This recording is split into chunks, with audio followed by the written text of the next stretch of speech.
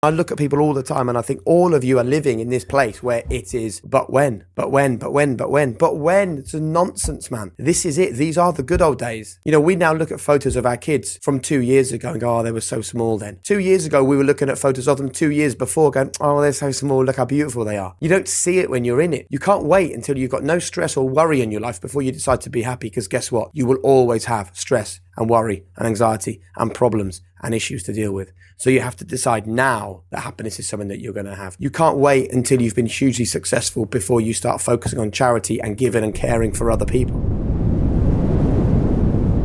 Jake Humphrey, welcome to the show. Thanks very much for having me. How are you? I'm good, man. I'm good. All the way from Austin, Texas, back to the UK. Lovely. I bet it's a little bit warmer there than it is. It's about 3 degrees here in Norwich today, and I've been told it's -5 tonight. So I've been doing all the glamorous stuff like getting the hose pipes in because they're going to freeze and damage, and covering the taps with little thermal boxes so that we don't get a lot of blown outside taps this evening. So it's all glamour here in the English countryside this winter, Chris. As I'm sure it is. So you ask everyone on your podcast the same question to start your show. So I'm going to reverse it around. What does high performance mean to you? Interestingly, right, high performance means something totally different to me now that I've spent 2 years interviewing people for the High Performance podcast, because I really wanted, when I started High Performance, for people to get sort of punched between the eyes with a real dawning realization of how hard you have to work and how much you have to struggle and how sacrifice is key and how graft is everything to be successful. And that's really what I thought and what I believed. And it's only through the conversations we've had on high performance that I've realized that all of those things are true. You do have to work hard. There is sacrifice. Consistency is absolutely vital. You have to make sure that passion is central to everything that you do. But none of it is worth doing if it doesn't take you to a place of being happier or being more content or feeling like you're in a better headspace. And I never considered that until I began high performance. I just thought it was sacrifice and struggle and graft. And now I realize it's sacrifice, struggle and graft as long as it makes you happy. And that's actually been kind of like a good thing for me to understand, really, because I think it's important that people don't listen to high performance and come to our podcast. And because it is, the whole point of this podcast is that we get straight in with the questions that matter immediately. There's no floating around the surface. There's no messing around. It's like, right, tell us the secrets. Tell us what you've learned. Let your lived experience be a lesson for somebody else. And so I'm always wary that can be quite hard and tough, because some people who are high performers do live hard and tough lives. That's how they've got to where they've got to. So I now always caveat it with, this is absolutely fine, but it isn't for everyone. And you only need to live this kind of life if it makes you happy. And I think also an understanding, Chris, that like high performance doesn't mean being an Olympian, doesn't mean being a billionaire, doesn't mean being a tech entrepreneur, doesn't mean being the best investor in the country. It sort of means finding what your own high performance is. And for some people, that is literally being happier than they were yesterday, or having a better relationship with their kids, or being able to have that conversation with their boss that they've been putting off for the last 12 months. If listening to the High Performance podcast gets them to that level of high performance, their own version of high performance, then I'm happy. That sounds a lot more like holistic performance than high performance. It sounds like a much more well-rounded way of viewing what high performance is. I think it probably is. But then I think that the more conversations we've had with people, the more that you don't have to have either high performance or holistic performance. You can have holistic high performance. And actually that is the healthiest high performance to have. Like, it shouldn't just be graft and effort. You know, for people listening to this, if they're in the States, they might not know of Jonny Wilkinson, the England rugby player who won the World Cup with England. You know, listeners in Australia and South Africa and the UK will know that name really well. But he said to us when he came on High Performance that he felt that the book that he wrote after winning the World Cup would have created a mental health spike in young men, because it was all about sacrifice everything, back against the wall, graft, grit, determination, struggle, failure. That's what you need in your life. And now he realizes that all that does is lead to more of the same. And actually now he's a guy who tries to live in flow. He's become really spiritual the way he talks. It's almost Buddhist-like, the conversations we have. He's must have studied Buddhism. I think from the conversations we have, he wouldn't be going to the places that he does unless he had. It was such an enlightening conversation. And that's just a reminder, isn't it, that what is it the Stoics say? No man steps in the same river twice because the river's changed and so's the man. It's a reminder that even someone who's got to the top of their chosen game, in his case it was rugby, by having a certain approach, can totally change that approach for the rest of their life when they're enlightened. And I think I have been enlightened by high performance. I'm a totally different person to the person that started that podcast a couple of years ago. Just how surprised were you when you sat down with Jonny Wilkinson? Because I've shared that podcast to an awful lot of people saying, this sounds like a man that is very aligned, very awakened. He sounds like someone who's been on 100 ayahuasca retreats, not somebody that once won the Rugby World Cup. Yeah. And think of the bravery it takes to come and talk like that, by the way. You know, because a lot of, not just the rugby world, but a lot of the sporting world and a lot of the world still thinks in the way he used to think. And I think that for him to come on and talk as he did is testament not just to him as a person, but I like to think testament to the fact that as a society, I think we're changing and we're listening more than ever. We've still got a lot further to go, but how much of a surprise was it, Chris, mate? That was a surprise. Like, you know how it is. You do an interview with someone, you have your questions, right? I didn't ask a single question on my piece of paper or on my laptop for the whole hour and a half that we sat with him. And I mean, you've obviously listened to it a few times. I don't think we talked about rugby really at all. And to have someone tell you that winning the Rugby World Cup is no more important than doing the washing up. And for me not to be able to understand that even 1%, and for him to then explain, well, if rugby's more important and I'm no longer a rugby player, am I less important? And that both of them is just using your body to achieve a goal. There lies enlightenment for me, absolute education for me, total change of mindset for me. And you feel really honored, right? When someone sits and talks to you and they say, the biggest thing that I've learned is to be in the present, to be fully engaged in the moment. And right now, I'm fully engaged talking to you. I'm not thinking about what happened yesterday because it's gone. I'm not thinking about what happens later because that's just a story. Right now, we're in this room together.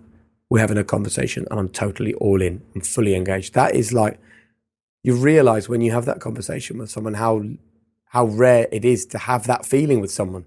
We don't live in a world like that anymore.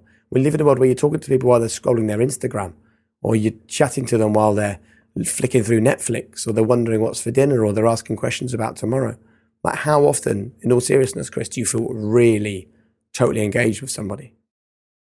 When I do this. When I do this is the most flow state that I find. Yeah. And I'd say to everybody that listens to the show, if you don't have an outlet where you can have a conversation with someone undistracted for 30 minutes a week, you need to try and find time for that. You know, record a fake. But we've forgotten it, mate. People don't even understand what you're talking about anymore. When you talk about you in a flow state having a conversation, we don't even know what that skill is anymore. The art form has gone. Like, I have people saying to me, podcast, I look at your podcast, it's an hour long. Not sure. And I'm like, well, you can't spare 1 hour. 1 hour to listen to someone who is a world-class operator in their chosen field. And by the way, they are happy to sit and tell me everything they've learned, and they're going to give it to you for free so you can improve your mindset and change your life. You can't be fucked to give an hour to that. That's the world we're in now. 15-second video, no problem at all. Edited version of my life, put on Instagram to make myself look good and make other people feel bad. No worries. I can do that. I can sit and do an hour of Netflix every night, but I haven't got time for it. I ain't got time for a podcast. It's mad. The world is changing before our eyes, and we're kind of like, I actually love how successful and how popular podcasts are, because it's almost, to me now, it's the final great bastion of actual conversation. Like, I don't have this sort of conversation with anyone in my life. And then I come on here and I talk to you. You're in Texas, I'm in Norwich. We've never even met before. And we're having like a deeper, better conversation than you ever have with anyone when you're in the same room with them, because we lost the art.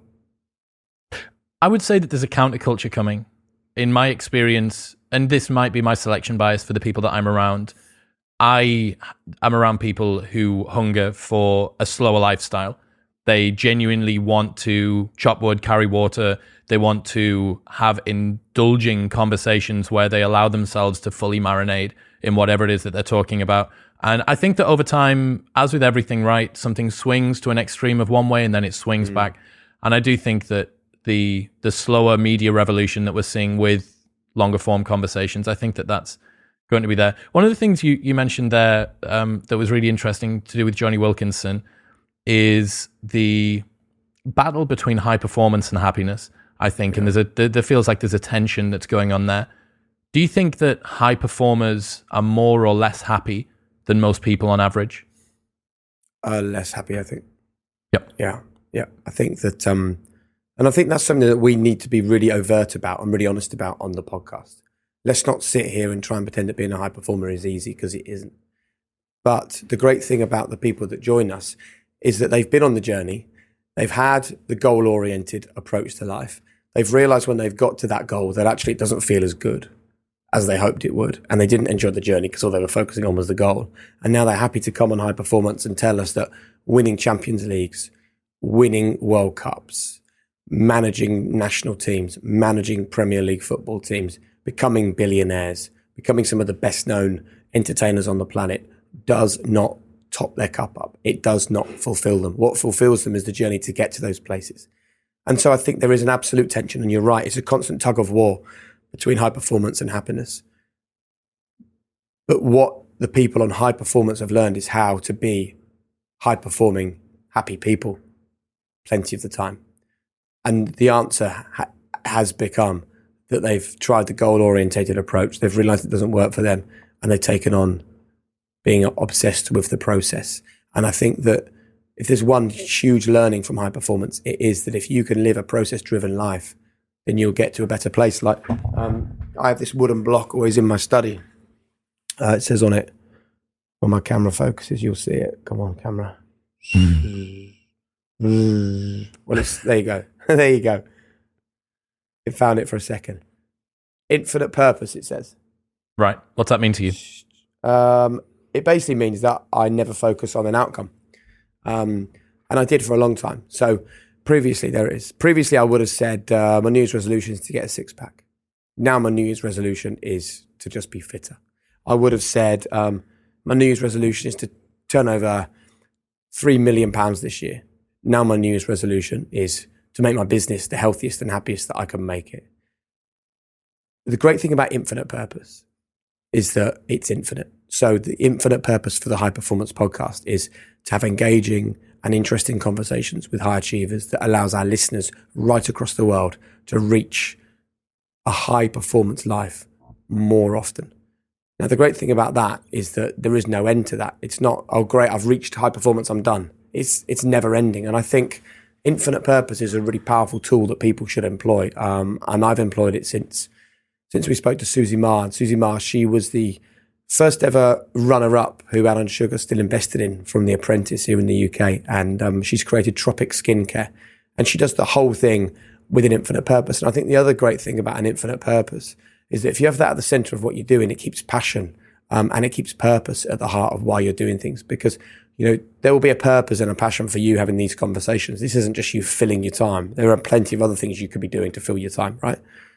But making sure that you live this purpose-driven life is so hugely rewarding. It suddenly makes sense. You know, for me, I've done 20 years as a broadcaster, children's BBC, Formula One, Premier League football, Champions League football. I have never felt as useful as I do now. I've never felt like I've had an impact on people's lives as much as now. And I feel like my purpose is to shout as loud and as proud as I can about the power of the High Performance Podcast and the book that we've got coming out in December, because it impacts people's lives for good.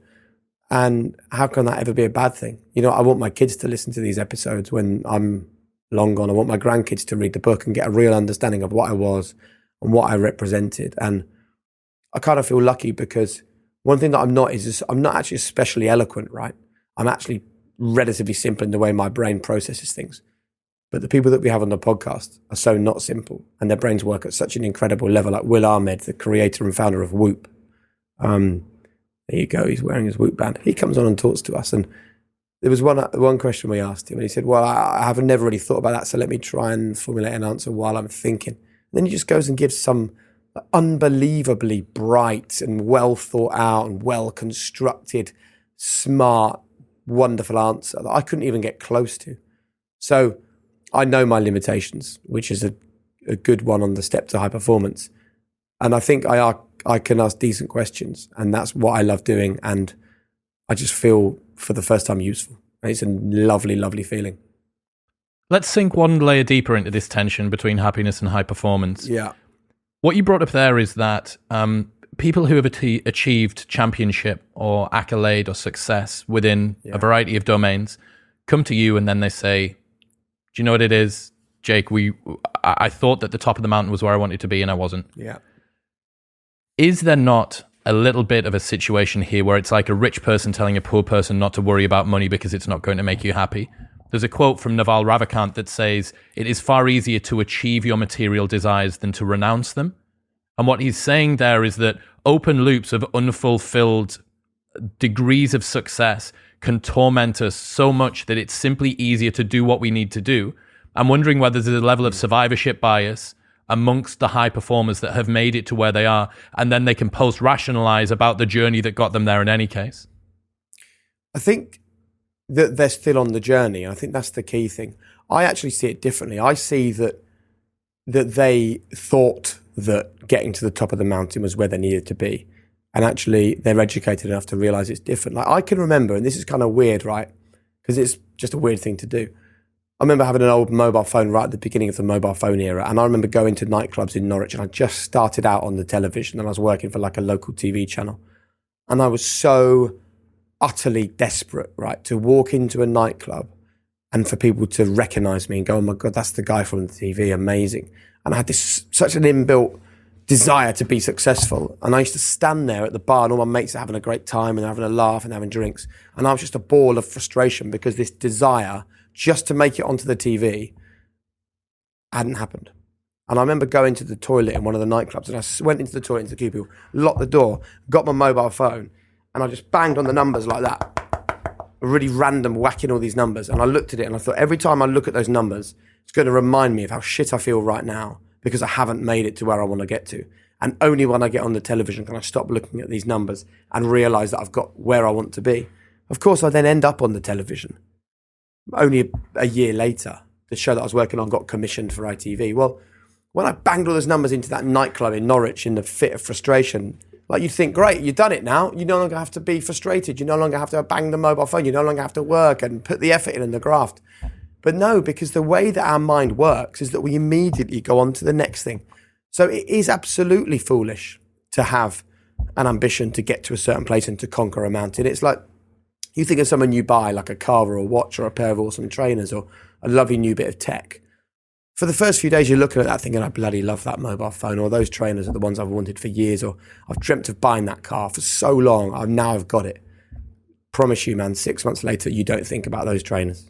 You don't care about the car you've bought because you've had it for the last 6 months. You might get a nice feeling sometimes when you get in it, but you're thinking, they've brought out a new model. I think I like the new model more. I could have got the more powerful engine. Why didn't I get the sport model? Oh, I've just seen another version of this car and they've got the 20-inch alloy wheels. Shit, why don't I get those? That's the way our brains work. So it's foolish to sit here and say to people, focus on the outcome. Oh, by the way, I have focused on the outcome and I can tell you it's no good. There's no point them sitting here and telling people to do what they've done and realize that there's no joy at the end of it. That's not to say that like winning all those things and doing all those brilliant things, of course it gives them a thrill. Of course it's wonderful. And of course they're constantly trying to recreate the high that they got from that. But I would never want my kids to live a life of going for the goal. It has to be about the process. I can't explain to them clearly enough that even if you love the goal, even if you get to the goal and it is everything you've ever dreamed of, even if you do stand on the top of the mountain and go, oh my God, I've done it, amazing. Why can't you still love the process? Why can't you still be totally immersed and engaged with the process? Because that's your parachute. Because you might get to the mountain and it might be shit. So then it's a good job you had the parachute packed and you enjoyed the process. If you get to the mountain and it's amazing and it feels better than you ever could have imagined, that's a bonus. That's just another additional layer of joy. So I do see it differently. I do. I don't believe that a goal-orientated mindset is ever the answer. I think that focus on the process and you will get to your goals anyway. You'll get there because focusing on the process is the very thing that is going to take you there. Focus on the outcome is the very thing that takes you away from the process. And that's the very worst thing you can do, because the process is the answer. I agree. I think one of the reasons that many high performers are addicted to the outcome is that feelings of insufficiency are very motivating. If you believe that I will be whole when I complete, I achieve, I am, then it motivates you to do more. Eddie Hall is the best example of this, where he said that he would have been single with no relationship to his child and probably dead if he hadn't won the World's Strongest Man the year that he had done, because his marriage was on the rocks because of how much he was training. He had no relationship with his kid, and he was on the verge of being incredibly unhealthy at 6'3", 200 and something kilos. Now, from the outside looking in, we see this glory and we see Eddie Hall, World's Strongest Man, amazing accolade, put it on a pedestal. What you don't see is the price that Eddie Hall had to pay for that, and that was a feeling of insufficiency. And I think that what you're trying to do, what it seems like you're trying to do, is shortcut people's belief that this feeling of insufficiency is the only way to get motivation. That motivation can come from a place of enoughness, it can come from a place of desire, of growth, of wanting to be as good as you can, but not because that's going to fill a hole in yourself, this void that isn't being enough. The hole will still be there, and it will still be just as big if the hole is there. We had Hector Bellerin, the Arsenal player, come on our podcast. Did you see the episode? Did you listen to it? No, not that one. So it's brilliant. He came on and he said life is like a candle. He said you have to live like a candle. He said, me as a footballer, when I'm in the first team and I'm playing well and I'm scoring goals and I'm getting man of the match awards and all my mates are ringing me up and we're going clubbing, you can allow the flame to grow and grow and grow because everything's great. And then you get dropped, and then the manager doesn't talk to you, and then your teammates shun you a bit because they're focusing on the players that are in the team, and the nightclubs you've been going to don't call anymore to ask you to come and have a table, and your mates that loved hanging out with you because you're playing first team football every week don't ring anymore, and the candle gets dim and dim and dim. You're saying you have to live a candle. You have to make the decision that your flame is your flame, and you're totally steady with your flame. So it doesn't matter what happens around you, because the only thing that can make the decision for the size of your flame is your opinion of yourself. And if you have a low opinion of yourself, I promise you, when you get to the goal at the end, you will still have the low opinion of yourself.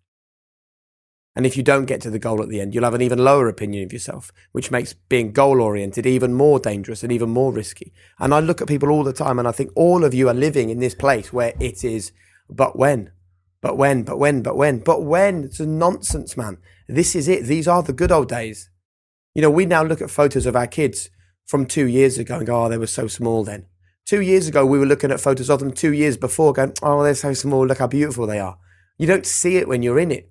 You can't wait until you've got no stress or worry in your life before you decide to be happy, because guess what? You will always have stress and worry and anxiety and problems and issues to deal with. So you have to decide now that happiness is something that you're going to have. You can't wait until you've been hugely successful before you start focusing on charity and giving and caring for other people, because that moment might never arrive. And actually, the giving and the caring and the loving and the empathy is going to get you closer to a feeling of happiness anyway. And the happier you are, the more successful your life is. Like, there's no question about that. Happiness is a form of success. And I see all around me people who are telling me they're going to do this when this happens. And they were telling me the same thing 5 years ago and 5 years before that. And they are still going to the same parties and the same pubs, in the same job, with the same friends, eating the same food. But they're still wishing they had a different house and a different body and a different circle of mates and a different social life. But they're waiting for something, and I don't know what they're waiting for. But we have to evolve. You have to explore all the time. Exploration is the key for all of these high-performance conversations that we have. You really have to break your life down into all the little components and say, what is exactly the same here as it was 2 or 3 years ago? And is that a good thing for me? Like you're in Austin, Texas, right? Because you're exploring. It's a place you've gone to literally to explore yourself, to explore your career, to explore your mindset, explore your body. Exploration is the answer. I'm interested in how people don't identify with their mistakes, how they can do something, have a setback. You talked about the flame starting to flicker away. You get dropped. You try something, maybe somebody wants to make these changes. They want to try and get lean next year. They want to take care of their health or their family or whatever it is, but they encounter some problems. Or at the absolute peak of the sport, somebody fails on the biggest stage. What have you found from speaking to these guys about dealing with mistakes and not identifying with them and not having them as huge setbacks? It comes down to taking responsibility, Chris, basically. I mean, a lot of the high performers that join us take on what they call 100% responsibility. And it's a powerful one, and it's a tool worth investigating. And basically, you can do it over a day, a couple of days, maybe a week, and you take 100% responsibility. And you take responsibility for your colleagues that aren't good enough at work. Well, you take responsibility for why that person isn't pulling their weight. You might have a difficult relationship with your partner or your children. Instead of looking at it and saying, I wish they would sort themselves out, you take responsibility for why that relationship isn't where you would like it to be. And taking responsibility gives you power. Giving away responsibility gives away control. And if you give away control, you're giving away the opportunity to solve the problems that are lying in front of you. So high achievers take 100% responsibility, but they take 100% responsibility especially for the setbacks. And I think what I want people to understand, because I always know when someone doesn't really listen to high performance, because they say, oh yeah, but it's just people talking about why they're successful and how great they are and how the lessons they've learned along the way. I'm not interested in that, because that's not actually how life works. And I always say to them, listen, successful people fail way more often than anybody else. Successful people fail all the time. I mean, I can see when you lift your arms up, Chris, right, your guns are pretty big. Why are your guns big? I'll tell you why your guns are big. Because for years and years and years, you've lifted until failure, right? Lift till failure. Lift until you can't lift anymore. Because guess what happens next time you go in the gym? You lift heavier and you lift longer, because the failure is where the growth is. You need to allow that failure into your life. You need to fail often. You need to be in that window where failure is almost inevitable. But crucially, you have to fail forwards. You have to seek the failure. You have to want the failure. You have to completely change your brain to understand that when you talk about a footballer in training, taking hundreds of free kicks, it's not training, it's failing. He's failing free kick after free kick after free kick. So when the game starts, he scores that free kick. And that's exactly the way that life works. Excuse me. You have to fail to have the successes. And successful people turn failure into a positive. Like if I look back at my own life, I was bullied at school, at one of my high schools. I had to move schools in the end. Like that's a difficult thing to go through at the time. And then I got a job at McDonald's and I was told I had no communication skills. So I was fired. Fired from McDonald's, by the way. That's a hard thing to take. And then about 6 months after that, while I was doing my A-levels, my grandma sadly committed suicide. That's a very difficult thing to accept mentally when you're a young guy, because like grandparents don't do that. Do you know what I mean? They're the ones that are always happy. They're the ones that have made it in life. They're at the other end. They're just chilling. So that was hard. Then I failed my A-levels. That was really difficult. And then I went to London and I went through quite a tricky mental health period just for about 6 months where life just felt overwhelming. And I went and saw someone and they just said to me, you just have to accept that you're going to have periods in your life where you have kind of difficult, intrusive thoughts. It's really common for young men. That's why suicide rates are so high for young men, because they don't come and talk about it. They just think that there's something wrong with them and they go and do the unthinkable. So all those moments in my life are reminders to me that what is hard for me isn't necessarily bad for me. And what I might have seen at the time as a full stop was just a comma. And I want people to understand that. You know, there would constantly be struggle and failure and setback and knockback and potholes that you stumble and trip into. But it is absolutely how you react to those. They're only negatives if you choose for them to be a negative. And it's a really hard thing to hear, but I honestly believe that happiness is a choice. Do you no still matter have what happens? Do you still have a chip on your shoulder about some of those things from your childhood? No. I might have done at the time, but what is the benefit to that? I mean, that having a chip on your shoulder, I think, is like, well, how does the old phrase go? If drinking poison and waiting for the other person to die, that's what it's, you know, carrying any sort of negativity for those things that happened. I mean, no, so I understand. I mean, that's a perfectly rational, very, very admirable way to have it in your mind, but that's not the situation that most people get themselves to. Certainly not naturally. Yeah. So why don't I feel like that? Yes. I think that I've just reached, I mean, I'm 43, right? I've reached a point in my life where I'm more stable than ever before. I'm happier than ever before. I almost feel like someone's opened a door and said, have a look through there. That's enlightenment right there. That's the truth. That's what everyone would love to see. You've seen it now. Now shut the door and go and tell people about it. That's honestly what I feel. And it might sound ridiculous and a bit trite, but when you do see that enlightenment and all of those answers, that happiness is a choice and bad things will happen, but you need to understand the difference between fault and responsibility. Loads of things will happen to you that are not your fault, but they're still your responsibility. And when you realize that you're only going to get one shot at this. There's no point spending any time worrying about the people that bullied me over 20 years ago, because they don't care whether I'm worried about them.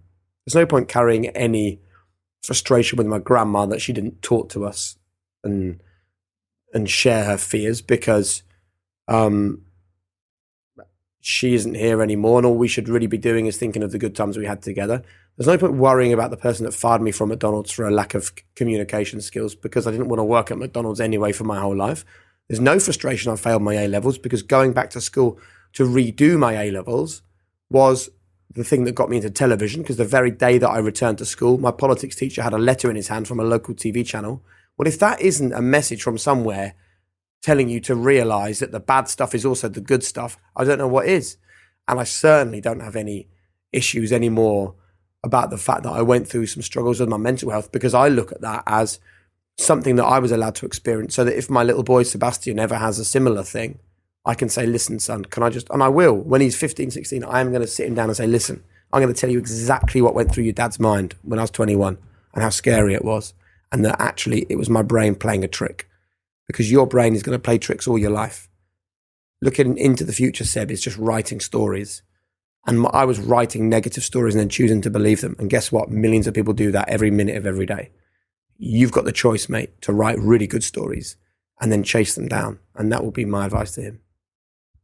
I really wish that we could gift other people and ourselves the perspective, that broad perspective that you have. You know, when you look back on a memory and you see it in the wider context of things, you see it with this real equanimity. You understand why it was there. You understand why it occurred. You see how you dealt with it, but you're not viscerally caught up. You're not swept away in the phenomenological experience of it. And man, like, I really, really wish if you could gift people that. You know, you have a friend that's going through something and they're really, really suffering, and you want to tell them, look, dude, just hold on, get through it day by day. You're going to be fine. Your ability to look back on all of these situations in the broader context as a part of the narrative to create this person that you've become today, that would be, if you were able to do that and you were able to give someone that perspective while they were suffering, while they were going through some challenges, that would be one hell of a miracle. Yeah, you're totally right. But part of getting to here is going through that, isn't it? And that's the difficult thing. And that's where it's a real challenge, because I look at my kids and I wouldn't wish any of those things on them. But I do want them to struggle. I absolutely do want my kids to struggle. I want my kids to fail. I spend my life seeing these helicopter parents, hovering around their kids all the time. Don't walk in there. Don't touch that. Don't trip there. I mean, the phrase, be careful. Ugh, I hate it. Be careful. Okay, where are you going? All right, well, be careful. Why be careful? Why be careful? Okay, be joyful. Okay, be full of fun. Be carefree. Be happy. That's what we should be saying to our kids. Be careful. Ugh, horrible.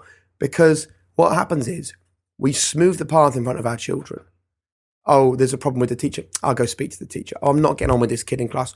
I'll speak to their parents. Oh, I've got this happening at school. Sit down. Let me give you all the answers and help you. Smooth the path, smooth the path, smooth the path.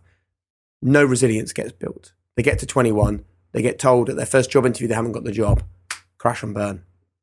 Crash and burn because they haven't got the resilience. If you were to ask me the single biggest trait that high performers have from the conversations on our podcast, Chris, resilience. Absolutely, without question, they have resilience. And we have to find a way of instilling resilience in people. What does resilience mean to you? The ability to just push on through.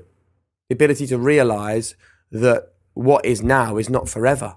That all things pass and all things change. Nothing is permanent. And everything is a lesson. Everything is part of learning. And the biggest resilience lesson for me is that I'm in control of it.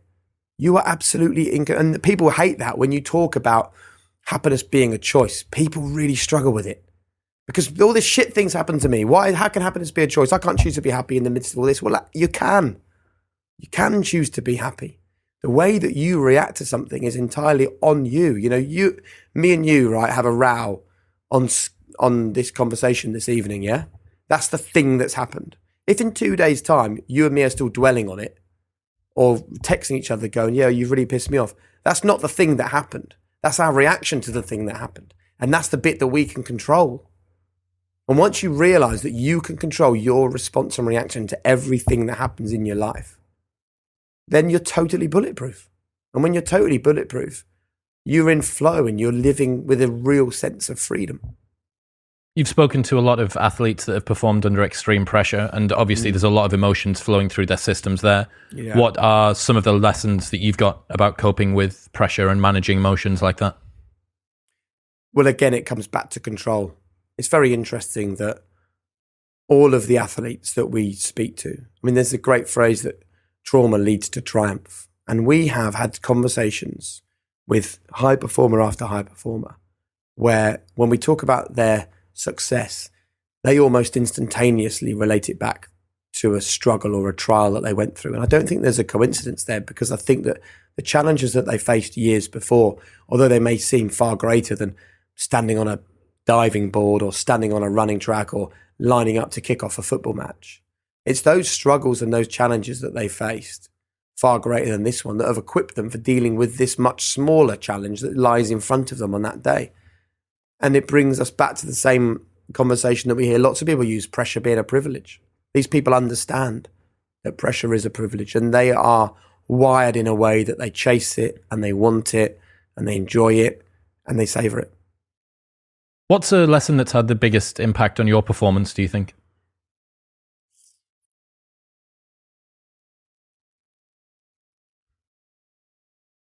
It's a really good question, because I take little snippets of everyone that's joined us on High Performance. But I think the person that put it best to us was Matthew McConaughey when he joined us on the podcast, and he spoke about his mum telling him, just keep on going, just keep on going.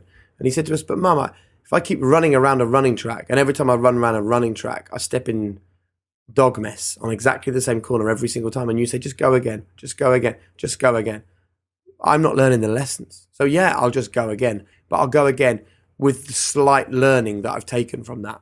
But what I won't do is stop running. I'll keep on going.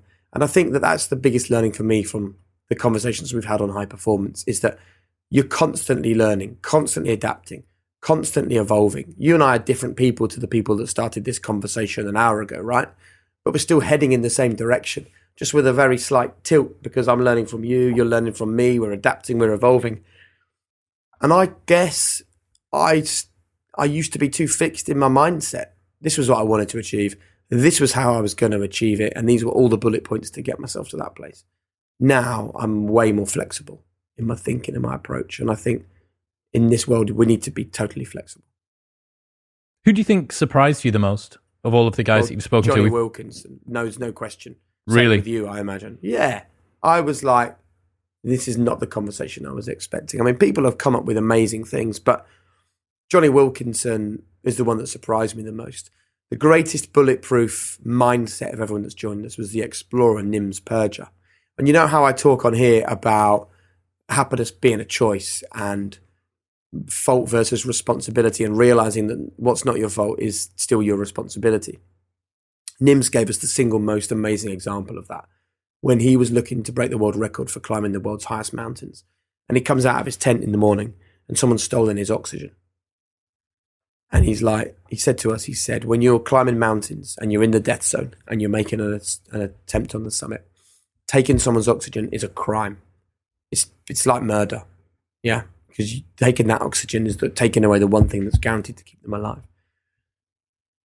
What do you do in that situation? You go back down the mountain because you haven't got enough oxygen to get to the top.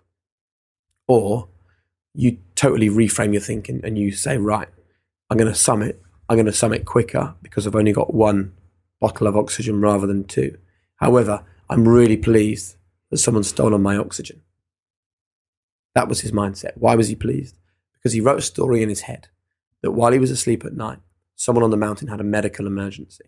And the only way to save that person's life was to get them some additional oxygen. And the oxygen was found outside his tent. And that oxygen was taken to that person. That person's life was saved thanks to Nim's oxygen. So not only has his oxygen saved someone else's life, but he's also going to take control and summit the mountain with one bottle of oxygen. And he went to the top of the mountain and he summited and he came back down. Now that is the absolute prime example to me of someone taking responsibility, taking control for their own mindset. Of course, someone didn't take his oxygen because it was saving someone's life. The chances of that is so slim. But what's the point in him thinking otherwise? Why not take immediate control of the situation? Play it to your favor. We should be doing that all day, every day, every little situation that unfolds and arises in our lives. Nims is built different. He was on the show talking about his, what was it, Becoming Impossible? What was his book? Yeah. Man, that guy is, what I think so beautiful about him and a lot of the other people that you speak to on the show as well, is this blend of savagery with presence. It's the fact that they're able to switch on this absolute extreme level of performance and aggression. Nims, I didn't understand where the word trailblazing came from, that when you're climbing up a mountain and you're going through snow, the person at the front essentially acts as a plow. And if you're waist deep or chest deep in snow, the person at the front isn't just walking, they're also sort of pushing out of the way. And the way that they walk is this sort of, they shuffle forward, they lean their body in, then they shuffle, they lean their body in. And Nim said he always wanted to be the trailblazer. I mean, part of me thinks that the guy's a masochist that just loves suffering. And that a little bit of that may be true. But the other part of it is that he just wants to be the person that's leading from the front. And that, as you say, for high performance, that's gold. Yeah, he was amazing. I embarrassed myself at one point by standing up with my arms in the air, just shouting, "You're so inspirational!" Like, I just want to go for a beer with him, don't you? Yeah, he's a great guy. One of the things that I find quite interesting, we're talking a lot about theory here, and we've got some of the lessons out of that, but moving from theory to action is the most important part. So give me some of the daily practices that you've built to instantiate these lessons.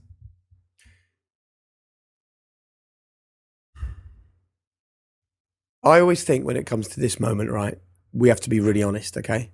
Because I hear lots of people talking on podcasts and other places where they set unrealistic challenges for people like you and I to live with.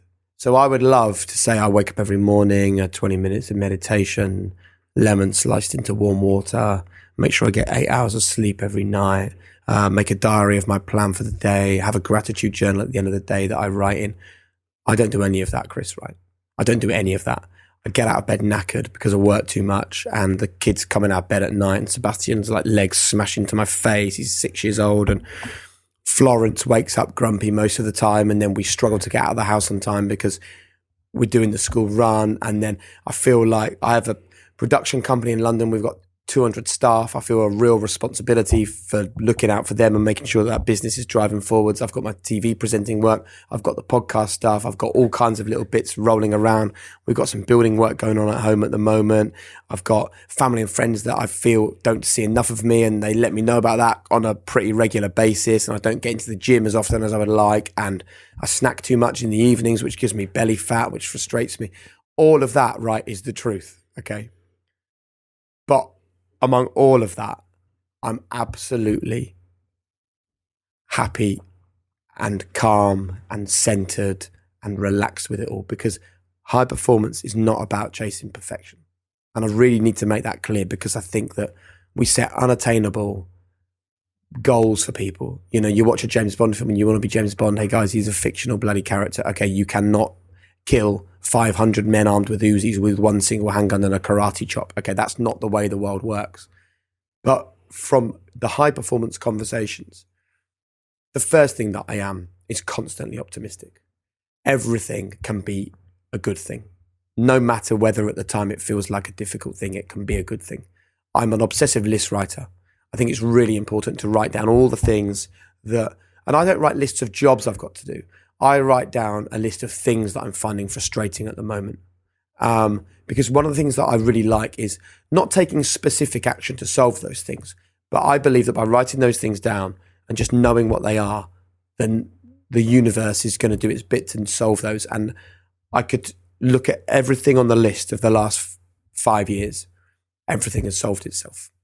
And I think it's because almost subconsciously you do the things that you need to do to solve those problems and to get there. So I'm an obsessive list writer. I'm an absolute firm believer in not letting the shitty little things in life get you down. If something doesn't matter in 5 years, don't worry about it for 5 seconds.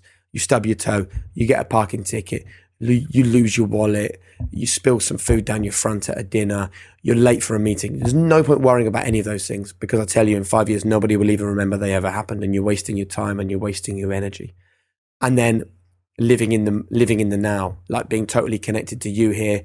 In 5 minutes time, I'll go in and have dinner with my kids, and that is total connection to them. No mobile phones, no conversation or no thought process about what's happening later or what happened yesterday or what comes next. That is just totally invested in them. My big non-negotiable is that no matter where I am in the UK, no matter what I'm working on, I come home. I make sure I come home and I 100% do the school run. So you can hear my voice doesn't sound great. I've had 3 hours sleep the last 2 nights because I was working on the Champions League, and we live a couple of hours out of London. So by the time I get home, it's 2:00 in the morning, and the kids wake up sometime before 6 a.m. So that has its challenges, but that's the way I want to live, because I want to be present for my kids. You know, in years to come, I don't want someone to say, oh, man, I listened to your dad's podcast and I read his books. What was he like as a dad? And for them to say, didn't really see him. I want all the things that I talk about and write about and believe in for them to get the real, genuine experience of that. Not the words aren't good enough. They have to feel it from me every single day. And just learning all the time to remember to be grateful for all the things in my life. And sometimes I just get that moment where a huge smile comes across my face, and I just think, it's ridiculous. It's absolutely ridiculous, my life and the things that are going on and the things that I'm doing. And actually, lots of people should feel the same, but lots of people don't feel the same. They don't practice gratitude, and gratitude, I think, is like a muscle. I do think you have to work at it. I do think you have to exercise it. And then it comes naturally. My tip for that, for anyone that struggles with that, it really starts with self-talk. It starts with being positive. So every time a negative thought comes into your head, stop that negative thought and just replace it instantly with 5 good things. Just 5 things that are great, and they don't have to be massive things. So I don't know, if I come out of here and I think to myself, bloody hell, I've been really busy today. I haven't really spoken to Harriet much. It's really important at that moment to come up with 5 things that have been really good today. But we woke up together this morning and I made her a cup of tea and we did the school run together, and she had a headache earlier and I got her some tablets and made her some water, and it's still only 7:00 in the evening. So we're still going to get the whole evening together. And the great thing is I've recognized it. So tomorrow I can be extra present and extra good. Those are the 5 things to counteract that one negative thing. That kind of mindset is there for everybody. And, that's a long-winded way of saying that I've picked up a few tips from people on high performance, but I'm far from perfect. I think that the post high performance, or the holistic high performance that we've come up with, I think that really is going to be, over the next few years, where a huge movement for people goes. The hustle and grind until your eyes bleed world is long gone. And very quickly people realize that, as you said, if it's not in the purpose of making you happy, what are you doing? Like, why are you pursuing this thing? If you sacrifice so much of yourself on the route to success that it makes the success pointless, the destination is literally worthless. Yeah. But by the way, Chris, I want to be a husk of a man by the time I'm done. Like, I want to just push every single little sinew to live the life that I want, right? But I want to do it with happiness and with gratitude and with a full heart, and because it makes me happy. Do you know what I mean by that? Yeah, well, so one of the problems that you have is that people can sacrifice themselves, right? They can burn themselves to a crisp. The candle can go at both ends, but they can do that in service of something that they end up finding wasn't worthwhile. Yeah. So I think the important thing I really want to make sure that people take away from this is that what you've done, you are prepared to go all in on a number of different pursuits, but you have made the decision, you've done the self-work, you've decided these are the non-negotiables that I want to care about in my life. It sounds like family, presenting, podcasts and serving the wider community, the production company, leaving a legacy, something like that, right? You're prepared to completely eviscerate yourself in service of that. But the reason that you can do that and feel whole and feel like you're coming at that from a holistic, high performance place is that you know that those things are what you genuinely want to achieve. Yeah. You've absolutely nailed it, by the way. You've read the room completely right. That's totally right. I want to be drained and done by the end, right? I want to leave nothing on the table. But you're totally right. I want to do it all in pursuit of things that I genuinely care about, because I think that that's where real freedom is. Real freedom is in being able to really do the things that you want to do. But I do believe that when you found the things that you really want to do, you need to consistently be all in, as long as they make you happy. Yeah. I love it. Jake Humphreys, ladies and gentlemen. People want to check out the book. Where should they go? Go to the highperformancepodcast.com. You can order the book there. You can get tickets to our UK tour in 2022. You can join our members club, the High Performance Circle. You can get loads more access to brilliant guests and speakers and thinkers who've got far more eloquent things to say than me. It's just my honor, really, to curate it and try and bring it all together to people. I love what you're doing, Jake. I hope you keep going. Mate, I really appreciate it. Thanks very much for your time. What's happening, people? Thank you very much for tuning in. If you enjoyed that episode, then press here for a selection of the best clips from the podcast over the last few weeks. And don't forget to subscribe. Peace.